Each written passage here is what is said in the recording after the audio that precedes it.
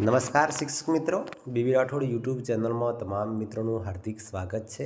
આજના આ વિડીયોમાં આપણે જાણીશું કે વિદ્યાર્થીઓના જે યુડાયસ પ્લસમાં અપાર આઈડી કેવી રીતે જનરેટ કરીશું તેના સ્ટેપ બાય સ્ટેપ આ વિડીયોમાં આપણે સમજૂતી મેળવવાના છીએ। જો મિત્રો તમે અમારી આ ચેનલ પર પહેલી વાર આવ્યા હોય તો અમારી ચેનલને ચોક્કસથી સબસ્ક્રાઈબ કરજો અને તમારા તમામ મિત્રો સુધી અવશ્ય શેર કરજો। યુડાયસ પ્લસમાં વિદ્યાર્થીની અપાર આઈડી જે આપણે જનરેટ કરવાના છીએ તેના અનુસંધાને થોડીક જે સૂચનાઓ છે તે આપણે ધ્યાને લઈ લઈએ કે ભાઈ જે શાળા રેકોર્ડ એટલે કે જીઆર પ્રમાણે આધાર કાર્ડમાં અને યુડાયસ પ્લસમાં નામ હોય તેવા જે વિદ્યાર્થીઓ હશે તેના અપાર આઈડી આપણે આસાનીથી બનાવી શકીશું, એટલે કે તેમાં કોઈ એરર નહીં આવે। પણ મિત્રો ખાસ ધ્યાન રાખવાનું, એની જીઆરમાં જન્મ તારીખ હોય તે જ જન્મ તારીખ આધાર કાર્ડમાં પણ હોવી જોઈએ અને યુડાયસ પ્લસમાં પણ હોવી જોઈએ। જે બાળકોનું નામ જીઆર મુજબ આધાર કાર્ડમાં નથી તો એવા બાળકોને આપણે આધાર કાર્ડમાં સુધારો કરવા માટે સૂચના આપણે આપવાની છે। શાળા કક્ષાએથી યુડાયસ રેકોર્ડ મુજબ અટક આગળ આવે છે તે જો નામ આધાર કાર્ડ મુજબ સાચું હોય તો આપણે જે શાળા યુડાયસ પ્લસમાં અટક પાછળ કરી લેવી। મોસ્ટ ઓફલી જે આધાર કાર્ડ છે એમાં બાળકોની જે અટક છે સરનેમ છે એ પાછળ હોય છે અને યુડાયસ પ્લસમાં આગળ હોય છે, તો આપણે અટક આગળ પાછળ કરવી હોય તો આપણે યુડાયસ પ્લસમાં પેલી કરી શકીશું। યુડાયસ પ્લસમાં બાળકના નામ પિતાના નામમાં ભૂલ હોય તો એ બ્લોક કક્ષાએ સુધારો થઈ જશે। અટક, બાળકના નામ અને પિતાના નામ આ ત્રણેયમાં સુધારો હોય તો એ શાળા લેવલે થશે નહીં, એ આપણે બ્લોક લેવલે મોકલી આપવાનું છે। શાળા લોગિનમાં માત્ર શું સુધારો થશે તો કે ભાઈ અટક છે એટલે કે સરનેમ છે જો આપણે આગળ પાછળ કરવું હશે તો એ આપણે કરી શકીશું, અથવા તો નામમાંથી એક અક્ષર કાઢવો કે એડ કરવો, આમાંથી એક જ સુધારો એક જ વાર કરી શકાશે।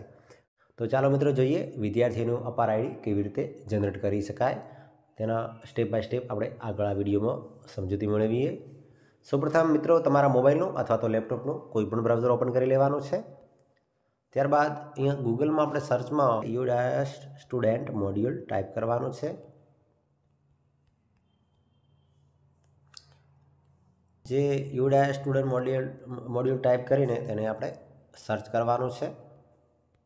સર્ચ કરશો એટલે તમને અહીંયા આવો ઇન્ટરફેસ જોવા મળશે। અહીંયા સીધું મિત્રો જે સિલેક્ટ સ્ટેટ ટુ લોગિન છે એમાં આપણે ગુજરાત જે છે તે પસંદ કરી લેવાનું છે અને ગો પર ક્લિક કરવાનું રહેશે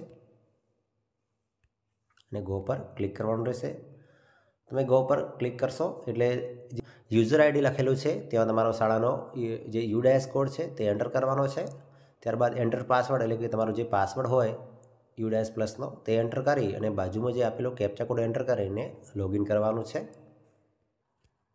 ત્યારબાદ આપણે લોગિન કરીશું। કરંટ એકેડેમી યર 2024-25 છે તે આપણે તેના પર ક્લિક કરવાનું છે। અહીંયા આપણે ક્લોઝ આપી દેવાનું છે। શિક્ષક મિત્રો તમે તમારી સ્કૂલના લોગિન પેજ પર આવી જશો। હવે આપણે વિદ્યાર્થીનું અપાર આઈડી જનરેટ કરીએ। જનરેટ કરવા માટે મિત્રો સૌપ્રથમ આપણે વિદ્યાર્થીઓનો જે જીપી છે એટલે કે જનરલ પ્રોફાઇલ દરેક બાળકની અપડેટ કરવી પડશે। એટલે કે તમે જે બાળકનું જે અપાર આઈડી જનરેટ કરો છો તે બાળકની તમારે પ્રથમ જે જનરલ પ્રોફાઇલ એટલે કે જીપી અપડેટ કરવી પડશે તો જ જે બાળકનું અપાર આઈડી કાર્ડ બનશે। જો જીપી અપડેટ નહીં કરેલી હોય તો જે અપાર આઈડી કાર્ડ જે એનું જે બટન છે તે ઓપન થશે નહીં। હવે સૌપ્રથમ આપણે જે અપાર મોડ્યુલ છે તેના પર ક્લિક કરવાનું છે।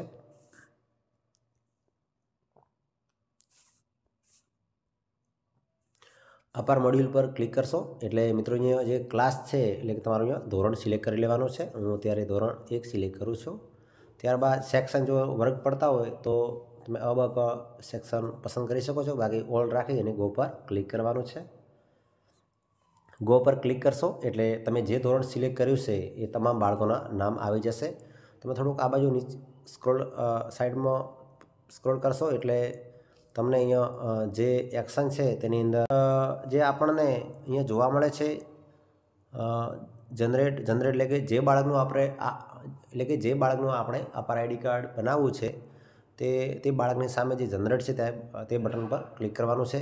જો મિત્રો અહીંયા અમે 2 બાળકોની જે અપાર આઈડી એટલે કે જે જનરલ પ્રોફાઇલ છે તે અપડેટ કરી દીધી છે, એટલે અહીંયા જે જનરેટ નામનું જે બટન છે જે ઓપ્શન છે તે ઓપન છે. હવે અહીંયા જોઈ શકો છો જે બાકીના તમામ બાળકોને જે જનરલ પ્રોફાઇલ છે અપડેટ કરેલ નથી, એટલે કે અહીંયા જે જનરેટ નામનું જે ઓપ્શન છે તે ડિસેબલ બતાવે છે. તો આપણે જોઈએ કે સૌપ્રથમ કોઈ પણ બાળકની જીપી એટલે કે જનરલ પ્રોફાઇલ કેવી રીતે અપડેટ. તમારે જે બાળકનું અપાર આઈડી કાર્ડ બનાવવાનું છે તે બાળકના નામ પર ક્લિક કરો. જે બાળકના નામ પર ક્લિક કરશો એટલે તમને આવો ઇન્ટરફેસ જોવા મળશે. અહીંયા મિત્રો જોઈ શકો છો જીપી એટલે કે જનરલ પ્રોફાઇલ, ઈપી એટલે એનરોલમેન્ટ અને ફેસિલિટી, આ બધું તમને અહીંયા જોવા મળે છે. એમાંથી આપણે જે પહેલા નંબરની જે જીપી છે તે ફરજિયાત અપડેટ કરવાની છે. તમારે અહીંયા જે જીઆર પ્રમાણે એટલે કે શાળાનું જે જનરલ રજિસ્ટર છે એ પ્રમાણે નામ જોઈ લેવાનું છે. ત્યારબાદ તમારે જે આધાર કાર્ડમાં જે નામ છે તે એ મુજબનું છે તે ચેક કરી લેવાનું છે. ખાસ મિત્રો તમારે જેન્ડર પણ ચેક કરી લેવાનું છે. ઘણીવાર અહીંયા જો બાળક હશે મેલ અને અહીંયા જો ફિમેલ હશે સિલેક્ટ કરેલું તો પણ જે જનરલ આઈડી એટલે કે અપર આઈડી કાર્ડ બનશે નહીં. ત્યારબાદ તમારે જન્મ તારીખ પણ ચેક કરી લેવાની, જીઆર મુજબ જન્મ તારીખ છે કે નહીં, અથવા તો આધાર કાર્ડ મુજબ જન્મ તારીખ છે કે નહીં. માની લો કે કોઈ બાળકની જે જન્મ તારીખ છે જીઆર મુજબ સાચી છે, જે જીઆરમાં છે તે જ અહીંયા છે, પણ જો આધાર કાર્ડમાં જન્મ તારીખ જો અલગ હશે તો આ બાળકનું જે અપર આઈડી કાર્ડ બનશે નહીં. એટલે કે જે જન્મ તારીખ છે જે જીઆર મુજબ હોવી જોઈએ. જો અહીંયા જીઆર મુજબ જન્મ તારીખ ના હોય તો તમે જાતે પણ અહીંયાથી સુધારી શકશો. ત્યારબાદ મિત્રો જે ખાસ જે વિગત છે તે અહીંયા આધાર ડિટેલ ઇન SDMS એ તમારે ખાસ આ ચેક કરી લેવાનું છે કે જે તમે આધાર કાર્ડ મુજબ નામ છે કે નહીં તે ખાસ ચેક કરવાનું છે.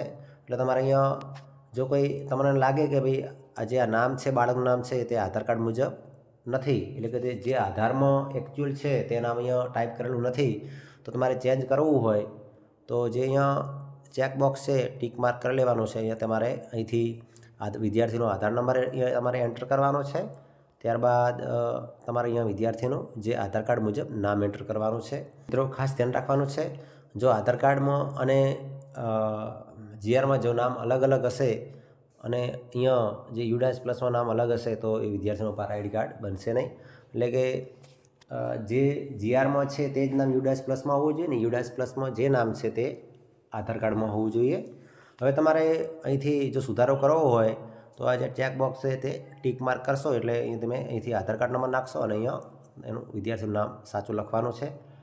અને જો સુધારો ના કરવો હોય, ઓકે હોય તો અહીંયા તમારે કશું કરવાનું નથી, રહેવા દેવાનું છે. મિત્રો અહીંયા તમારે ખાસ બાળકના જે વાલીનો મોબાઈલ નંબર એન્ટર કરવાનો છે. ત્યારબાદ અહીંયા જે સેવ છે તેના પર ક્લિક કરવાનું છે. એટલે તમે સેવ પર ક્લિક કરશો એટલે કે જે વિદ્યાર્થીની જે જનરલ પ્રોફાઇલ અપડેટ થઈ જશે. શિક્ષક મિત્રો અહીંયા આપ જોઈ શકો છો બાળકની જનરલ પ્રોફાઇલ અપડેટ થઈ ગઈ છે. ફરી આપણે જે અપાર મોડ્યુલ છે તેના પર ક્લિક કરીશું. ફરી આપણે જે ધોરણ સિલેક્ટ કર્યું તે પાછું સિલેક્ટ કરીશું અને ઓલ રહેવા દઈશું, ગો પર ક્લિક કરશું. અહીંયા આપ જોઈ શકો છો આપણે જે બાળકની જનરલ પ્રોફાઇલ અપડેટ કરી છે તેમાં અહીંયા બાળકનું જે જનરેટ છે, જે એક્શનમાં જે જનરેટ છે તે બટન ઓપન થઈ ગયું છે. એટલે કે જનરેટ નામનું ઓપ્શન ઓપન થઈ ગયું છે, તેના પર ક્લિક કરવાનું છે. ક્લિક કરશો એટલે તમને અહીંયા બાળકની જે બેઝિક ઇન્ફોર્મેશન ઓફ સ્ટુડન્ટ એટલે કે જે બાળકની બેઝિક ઇન્ફોર્મેશન તમને અહીંયા જોવા મળશે. એના પિતાનું નામ, મમ્મીનું નામ, મોબાઈલ નંબર તમને અહીંયા જોવા મળશે. હવે તમારે જનરેટ અપર આઈડી બનાવતા પહેલાં થોડીક વિગત ચેક કરી લેવાનું છે કે અહીંયા જે નામ છે તે જ નામ અહીંયા આધાર કાર્ડમાં છે કે નહીં એ ચેક કરી લેવાનું છે. શિક્ષક મિત્રો અહીંયા આપ જોઈ શકો છો કે જે યુડાએસ પ્લસમાં વિદ્યાર્થીનું જે નામ છે તેની આગળ જે અટક છે તે અહીંયા આપણને આગળ જોવા મળે છે અને આધાર કાર્ડમાં જે બાળકનું નામ છે તેની અટક છે અહીંયા પાછળ જોવા મળે છે. એટલે કે આપણે જે અપર આઈડી જનરેટ કરવું હશે તો જે આધાર કાર્ડ મુજબ જે અટક છે તે પાછળ છે, તો આપણે યુડાએસ પ્લસમાં પણ પાછળ લાવવી પડશે. તો એના માટે આપણે જે વિદ્યાર્થીનો જે પેન ઓફ ધ સ્ટુડન્ટ એટલે કે જે પેન નંબર છે તે કોપી કરી લેવાનો છે. જે અહીંયા તમને પેન નંબર જોવા મળે છે તે તમારે અહીંયાથી કોપી કરી લેવાનો છે. કોપી કરી સ્ટુડન્ટ નેમ અપડેટ છે તેના પર ક્લિક કરવાનું છે. અને અહીંયા સ્ટુડન્ટ પેન છે તે કોપી પેસ્ટ કરી લેવાનો છે અને ગો પર ક્લિક કરવાનું છે. ગો પર ક્લિક કરશો એટલે તમને અહીંયા આવું ઇન્ટરફેસ જોવા મળશે. અહીંયા તમને તમામ બાળકની ડિટેલ જોવા મળશે. અહીંયા જે બાળકનું આપ જોઈ શકો છો જે નામ છે એટલે કે સરનેમ છે તે આગળ છે, એટલે આપણે અહીંયા સુધારો કરવા માટે અહીંયા બાળકનું જે આધાર કાર્ડ મુજબનું નામ એન્ટર કરવાનું છે, કારણ કે નામ સાચું જ છે, માત્ર અટક આગળ પાછળ કરવાની છે. તે અહીંયા આપણે જાતે કરી શકીશું. અહીંયા આધાર કાર્ડમાં જે સરનેમ છે તે તમને અહીંયા પાછળ જોવા મળશે અને જે U++ જે સરનેમ છે તે અહીંયા આપણને આગળ જોવા મળે છે. હવે આપણે જે આધાર કાર્ડ મુજબ છે તે મુજબ નામ ટાઈપ કરીશું, એટલે આપણે જે અટક આગળ પાછળ જે કરવાની હતી તે અહીંથી આપણે જાતે કરી શકીશું સ્કૂલ લેવલે. દર્શક મિત્રો, હવે જે આપણે આધાર કાર્ડ મુજબ છે એ વિદ્યાર્થીનું નામ લખી અને આપણે અટક પાછળ કરી દઈએ, કારણ કે U++માં અટક આગળ છે. હવે આપણે અટક પાછળ કરી દઈએ. અહીંયા મેં જે નામ લખી અને પિતાનું નામ લખી અને અટક જે આધાર કાર્ડમાં છે તે પાછળ છે એ મુજબ મેં અહીંયા પાછળ કરી દીધી છે. હવે અપડેટ રેકોર્ડ છે તેના પર ક્લિક કરવાનું છે. અહીંયા આપણે કન્ફર્મ આપી દેવાનું છે. સ્ટુડન્ટ નેમ્સ અપડેટેડ સક્સેસફુલ, એટલે કે જે સ્ટુડન્ટનું નામ છે તે અપડેટ થઈ ગયું છે. હવે જે નામ છે તે આધાર કાર્ડ મુજબ અટક છે તે અહીંયા U++માં તમને પાછળ જોવા મળશે. ચાલો આપણે જોઈએ તે. ફરી આપણે જે અપાર મોડ્યુલ છે તેના પર ક્લિક કરવાનું છે.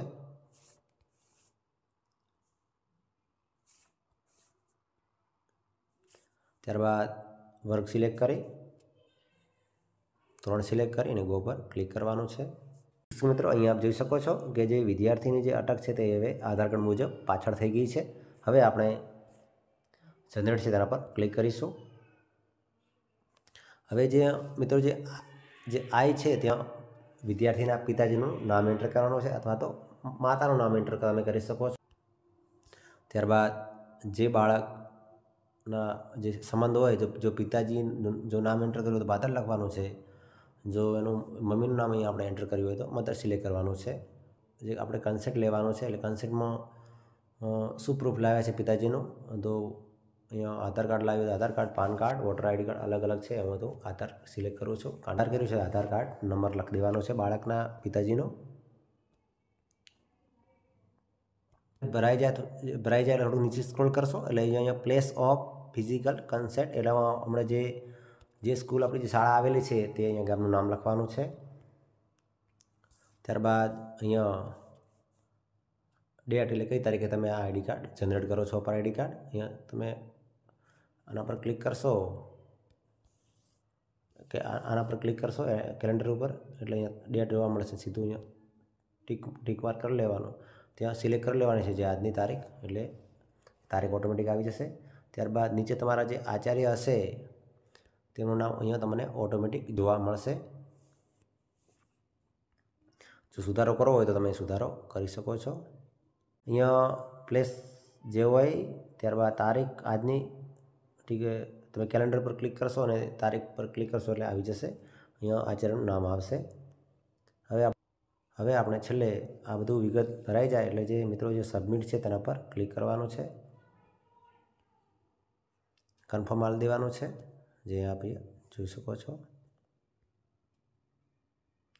મિત્રો જોઈ શકો છો, requested for APAAR ID has been submitted successfully. APAAR ID will be generated within few hours, એટલે કે 2-4 કલાકની અંદર, એટલે કે થોડા કલાકોમાં જે અપાર આઈડી કાર્ડ જનરેટ થઈ જશે.